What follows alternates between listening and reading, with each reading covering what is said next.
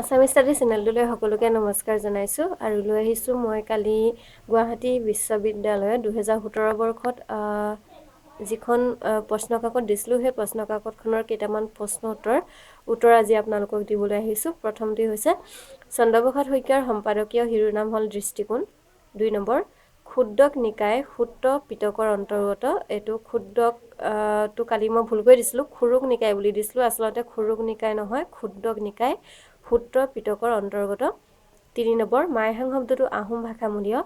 4 number মেদিনী চৌধুৰী ৰচিত মাধৱদেৱৰ জীৱনকেন্দ্ৰিক উপন্যাসখনৰ নাম হৈছে বন্দুকা বেহাৰ।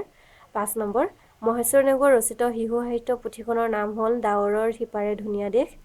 6 নম্বৰ ডক্টৰ সত্যেন্দ্ৰনাথ শৰ্মাই the new Vaishnavic movement and the Satra institution of Assam নামৰ গ্ৰন্থৰ বাবে গুৱাহাটী বিশ্ববিদ্যালয়ৰ পৰা ডক্টৰেট ডিগ্ৰী লাভ কৰিছিল।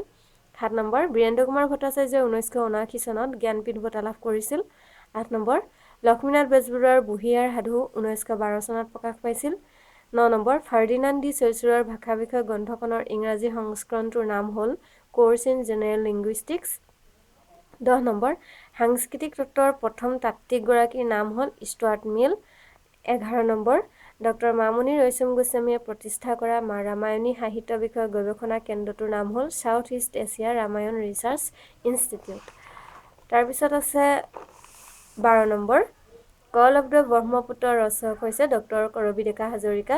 13 নম্বৰ অসমীয়া ব্যাকৰণ আৰু ভাষাতত্ত্ব 1936 চনত প্ৰকাশ পাইছিল। 14 নম্বৰ কলিকতা বিশ্ববিদ্যালয়ত অসমীয়া বিষয়টো 1919 চনত অন্তৰ্ভুক্ত হয়। 15 নম্বৰ প্ৰথম সাহিত্য একাডেমী বঁটা পোৱা সাহিত্যিকগৰাকী Jatindranath Duara. 16 number background of Assamese culture গ্ৰন্থখনৰ ৰচক হৈছে ৰাজমোহন নাথ। 17 গুৱাহাটী বিশ্ববিদ্যালয়ৰ অসমীয়া বিভাগৰ প্ৰথমগৰাকী শিক্ষক হ'ল ডক্টৰ বাণীকান্ত কাকতি।